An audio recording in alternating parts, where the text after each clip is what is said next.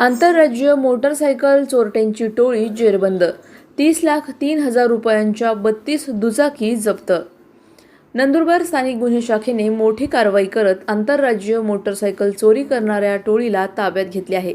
या कारवाईत सुमारे 30,03,000 रुपये किमतीच्या 32 चोरीच्या दुचाकी जप्त करण्यात आल्या आहेत. तसेच नंदुरबारसह इतर जिल्हे आणि राज्यातील एकूण 19 गुन्ह्यांची उकल करण्यात पोलिसांना यश आले आहे.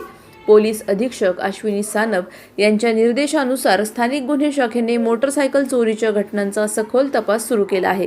गुप्त माहितीच्या आधारे 26 जून 2026 रोजी म्हसावद येथील चिखली फाट्यावर सापळा रचून 2 संशयितांना ताब्यात घेण्यात आले.